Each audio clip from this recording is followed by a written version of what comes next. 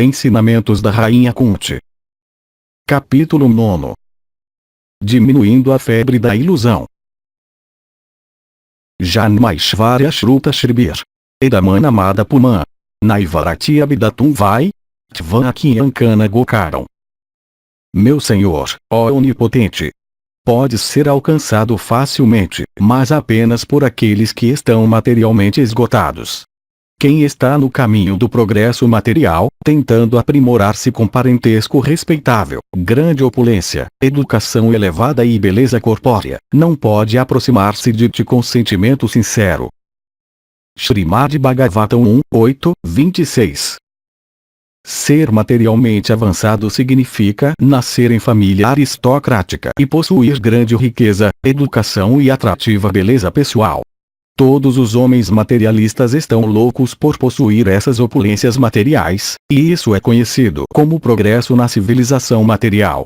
Mas o resultado é que por possuir todos esses bens materiais, a pessoa torna-se artificialmente arrogante, intoxicada por tais posses temporárias.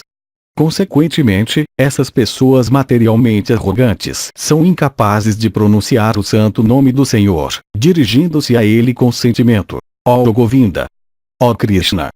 Nos Shastras, se diz que, por pronunciar uma vez o santo nome do Senhor, o pecador se livra de uma maior quantidade de pecados que possa cometer. Este é o poder de pronunciar o santo nome do Senhor. Não há o mínimo exagero nessa afirmação. De fato, o santo nome do Senhor possui essa potência magnífica. Mas também há uma qualidade para esse cantar, e isso depende da qualidade do sentimento. Um homem desamparado pode pronunciar com sentimento o santo nome do Senhor, ao passo que outro que pronuncie o mesmo santo nome, em meio a grande satisfação material, não pode ser tão sincero. Uma pessoa materialmente arrogante pode pronunciar o santo nome do Senhor, ocasionalmente, mas é incapaz de pronunciá-lo com qualidade. Portanto, os 4 princípios do avanço material, a saber: 1. Alto parentesco, 2. Grande riqueza, 3. Educação elevada e 4. Beleza atrativa são, por assim dizer, desqualificações para o avanço espiritual. A cobertura material da alma espiritual pura é um aspecto externo, assim como a febre é um aspecto externo do corpo enfermo. O processo geral é diminuir o grau da febre, e não o agravar com exageros. Às vezes, se vê que pessoas espiritualmente avançadas se tornam materialmente pobres. Isso nada tem de desencorajador. Pelo contrário, esse empobrecimento é tão bom sinal quanto a queda de temperatura é um bom sinal para o doente. O princípio vital deve ser diminuir o grau de intoxicação material, que nos ilude cada vez mais a respeito da meta da vida. Pessoas grosseiramente iludidas são completamente incapazes de entrar no reino de Deus. Em um sentido, evidentemente, as opulências materiais são uma graça divina. Nascer numa família aristocrática ou numa nação como os Estados Unidos, ser muito rico, ter muito conhecimento e educação e ser muito belo, são frutos de nossas atividades piedosas. Um homem rico atrai a atenção de outros, ao passo que um pobre não. Um homem educado atrai a atenção, mas um tolo não atrai a atenção de ninguém. Materialmente, portanto, tais opulências são muito benéficas. Mas, quando uma pessoa se torna assim opulenta, fica intoxicada. Oh! Eu sou um homem rico. Eu sou um homem muito educado. Eu tenho dinheiro. Um homem que bebe vinho fica bêbado e pode pensar que está voando no céu ou que foi para o paraíso. Estes são os efeitos da intoxicação. Mas uma pessoa intoxicada não sabe que esses sonhos estão dentro dos limites do tempo e que, por esta razão, terão um fim. Porque não está ciente de que esses sonhos não são permanentes, é dito que ela está vivendo uma ilusão. Da mesma forma, fica-se intoxicado por pensar: eu sou muito rico, muito educado e belo e nasci numa família aristocrática, numa grande nação. Isto está certo, mas por quanto tempo existirão estas vantagens? Suponha que alguém seja americano, e também rico e avançado em conhecimento. Ele pode ficar orgulhoso com tudo isso, mas por quanto tempo permanecerá o efeito dessa intoxicação? Logo que o corpo acabar, tudo estará terminado, assim como os sonhos ébrios de alguém que tenha bebido. Esses sonhos estão na plataforma mental, na plataforma egoística e na plataforma corporal. Mas eu não sou o corpo. Os corpos grosseiro e sutil são diferentes de meu eu verdadeiro. O corpo grosseiro é feito de terra, água, fogo, ar e éter, e o sutil de mente, inteligência e falso ego. Mas a entidade viva é transcendental a esses 8 elementos, que são descritos na Bhagavad Gita como a energia inferior de Deus. Mesmo uma pessoa avançada mentalmente não sabe que se encontra sob a influência da energia inferior, da mesma forma que uma pessoa intoxicada não sabe em que condição se encontra. A opulência, portanto, nos coloca numa posição de intoxicação. Já estamos intoxicados. Na verdade, deveríamos nos livrar dessa intoxicação, mas a civilização moderna tende a aumentá-la de tal forma que ficaremos mais e mais intoxicados e acabaremos indo para o inferno. Kunti-Devi diz que aqueles que estão intoxicados dessa maneira não podem se dirigir ao Senhor com um sentimento sincero. Eles não conseguem dizer de coração, Jaya Radha Madhava, todas as glórias a Radha e Krishna. Eles perderam seu sentimento espiritual, e não conseguem se dirigir ao Senhor com sinceridade, porque não têm conhecimento. Oh! Deus é para os pobres, eles pensam. Os pobres não têm alimento suficiente. Deixe-os irem à igreja e orar. Ó Deus, dê-nos o pão de cada dia. Mas eu tenho pão suficiente, porque eu deveria ir à igreja. Esta é a opinião geral. Hoje em dia, portanto, porque estamos numa época de prosperidade econômica, ninguém está interessado em ir às igrejas ou aos templos. Que bobagem é esta? As pessoas pensam: por que devo ir à igreja e pedir pão? O que devo fazer é desenvolver minha condição econômica e terei um amplo suprimento de pão. Nos países comunistas, essa mentalidade é muito acentuada. Os comunistas fazem propaganda nas vilas, pedindo ao povo que vá à igreja e ore por pão. Então, as pessoas inocentes oram, como de costume: ó Deus, dê-nos o pão de cada dia. Quando saem da igreja, os comunistas perguntam: conseguiram o pão? Não, senhor, elas respondem. Muito bem, dizem os comunistas. Então, peçam-nos. E as pessoas dizem: ó amigos comunistas, deem-nos pão. Os amigos comunistas, é claro, trouxeram um caminhão enorme cheio de pão. Peguem quanto quiserem. Agora, quem é melhor, os comunistas ou seu Deus? Por não serem muito inteligentes, as pessoas respondem: ó, vocês são melhores. Elas não têm inteligência para perguntar: seus ignorantes, de onde vocês trouxeram este pão? Vocês o fabricaram em suas fábricas. Será que suas fábricas podem fabricar cereais? Porque são Shudras, pessoas de muito pouca inteligência, não fazem essas perguntas. Um Brahmana, entretanto, que tem a inteligência desenvolvida, perguntaria imediatamente: seus ignorantes, de onde trouxeram este pão? Vocês não podem fabricar pão. Simplesmente tiraram o trigo dado por Deus e o transformaram, mas isso não significa que seja sua propriedade. Simplesmente transformar uma coisa em outra não torna o produto final propriedade de quem o transformou. Por exemplo, se der a um carpinteiro alguma madeira, algumas ferramentas, um bom salário e ele construir um belo armário, a quem pertence esse armário? Ao carpinteiro ou a mim, que supriu os ingredientes? O carpinteiro não pode dizer: porque eu transformei a madeira num ótimo armário, ele é meu. De forma similar, deveríamos perguntar às pessoas ateístas como os comunistas: quem está suprindo os ingredientes para seu pão, seu ignorante? Tudo vem de Krishna. Na Bhagavad Gita, Krishna diz: os elementos desta criação material são todos de minha propriedade. Vocês não criaram o mar, a terra, o céu, o fogo ou o ar. Vocês podem misturar e transformar essas coisas materiais. Podem tirar terra do chão e água do mar, misturá-las, pô-las no fogo para fazer tijolos e depois fazer uma pilha com eles, para construir um arranha-céu e declarar que o arranha-céu lhes pertence. Mas de onde vieram os ingredientes para o arranha-céu, seus ignorantes? Vocês roubaram o que pertence a Deus e agora estão dizendo que pertence a vocês. Isto é conhecimento. Infelizmente, aqueles que estão intoxicados não podem compreender isso.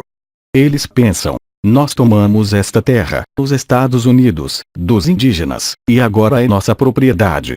Eles não sabem que são ladrões. A Bhagavad Gita diz claramente que aquele que toma a propriedade de Deus, e declara que é sua, é apenas um ladrão. Stena Evasa. Os devotos de Krishna, portanto, têm sua própria forma de comunismo. De acordo com o comunismo consciente de Krishna, tudo pertence a Deus. Da mesma forma que os comunistas, russos e chineses, pensam que tudo pertence ao Estado, nós consideramos que tudo pertence a Deus. Isso é apenas uma extensão da mesma filosofia, e, para compreendê-la, só é necessária um pouco de inteligência. Por que deveria alguém pensar que seu Estado pertence a apenas um pequeno número de pessoas?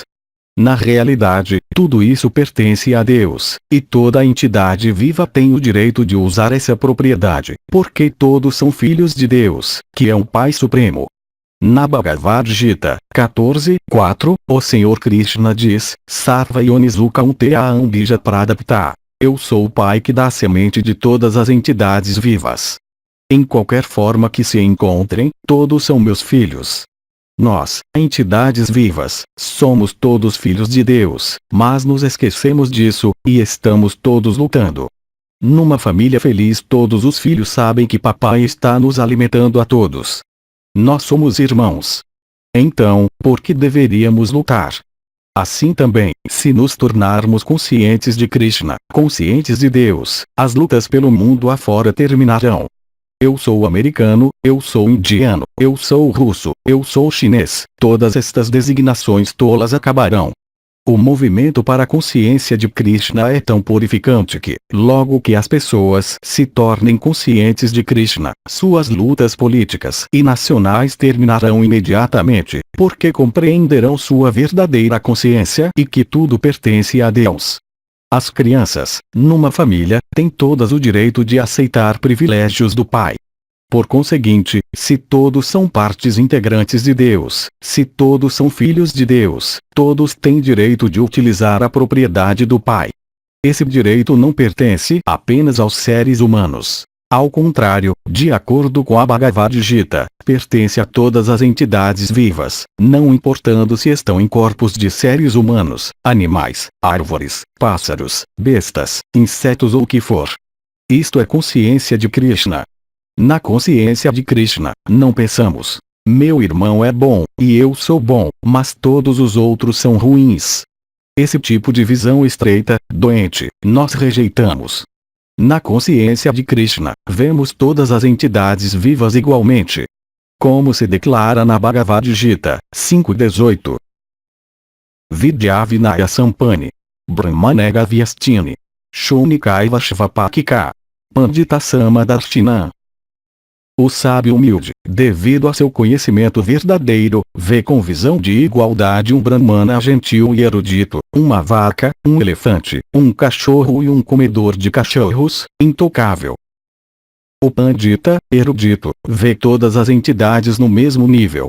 Por conseguinte, porque o Vaishnava, ou o devoto, é erudito, ele é compassivo, lokanauyita carinal, e pode trabalhar de tal maneira que, na verdade, trará benefícios para toda a humanidade.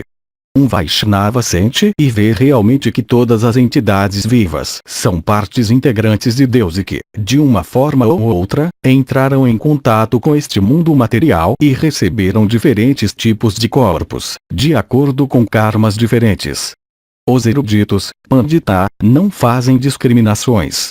Eles não dizem: como isto é um animal, deve ser mandado para o matadouro para que os homens possam comê-lo. Não. Por que deveriam os animais serem mortos? Alguém que seja realmente consciente de Krishna é bondoso para todos. Por isso, um dos princípios de nossa filosofia é não comer carne. É claro que muitos não aceitarão isto. Eles dirão: oh, que bobagem é esta? Carne é nosso alimento.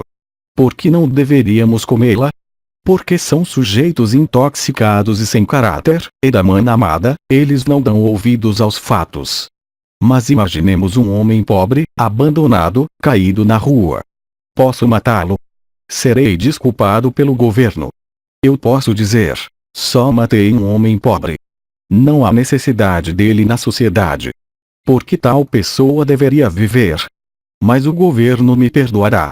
Será que as autoridades dirão: muito bem, você fez um ótimo trabalho? Não. O homem pobre também é um cidadão do Estado e o governo não pode permitir que o matem. Então, por que não expedir essa filosofia?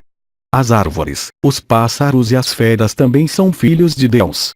Quem os mata é tão culpado quanto quem mata o pobre na rua. Aos olhos de Deus, ou mesmo aos olhos de uma pessoa erudita, não há discriminação entre o pobre e o rico, preto e branco. Não. Cada entidade viva é parte integrante de Deus. E, porque um Vaishnava vê as coisas assim, ele é o único e verdadeiro benfeitor para todas as entidades vivas. Um Vaishnava tenta elevar todos à plataforma da consciência de Krishna. Um Vaishnava não considera: aqui está um indiano e aqui um americano. Certa vez, perguntaram-me: por que o Senhor veio aos Estados Unidos? Mas por que não deveria ter vindo?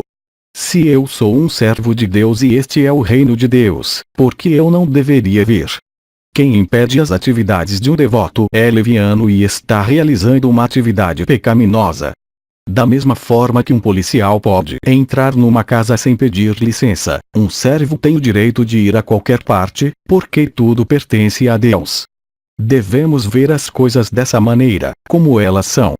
Isto é consciência de Krishna. E Kuntidevi diz que aqueles que estão incrementando sua intoxicação não podem tornar-se conscientes de Krishna. Uma pessoa completamente intoxicada pode falar tolices, e pode ser que alguém diga: meu querido irmão, você está falando bobagens. Olhe só. Aqui está seu pai e aqui sua mãe. Mas, por estar intoxicada, ela não compreenderá, nem tentará compreender. Da mesma forma, se um devoto tentar mostrar a um sujeito ignorante e intoxicado pelo materialismo: aqui está Deus, esse homem baixo não será capaz de compreender. Por conseguinte, Kuntidevi diz Shvakiyankana Gokaram, indicando que libertar-se da intoxicação causada por um bom nascimento, opulência, educação e beleza é uma boa qualificação. Apesar disto, para quem se torna consciente de Krishna, essas mesmas qualificações materiais podem ser úteis no serviço a Krishna. Os americanos que aderiram ao movimento para a consciência de Krishna, por exemplo, estavam intoxicados materialmente, antes de se tornarem devotos.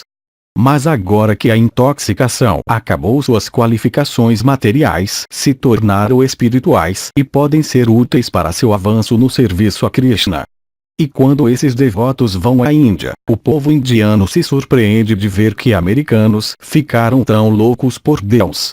Muitos indianos tentam imitar a vida materialista ocidental, mas, quando eles veem americanos dançando em consciência de Krishna, compreendem o que é realmente digno de ser seguido. Tudo pode ser utilizado no serviço a Krishna. Para quem permanece intoxicado e não usa suas qualificações materiais no serviço a Krishna, essas qualificações não são muito valiosas. Mas para quem as utiliza no serviço a Krishna, elas se tornam extremamente valiosas. Para dar um exemplo, 0 não tem valor, mas, logo que o número 1 é posto à sua esquerda, ele imediatamente torna-se 10. Com 2 zeros transforma-se em 100, com 3 zeros em 1000.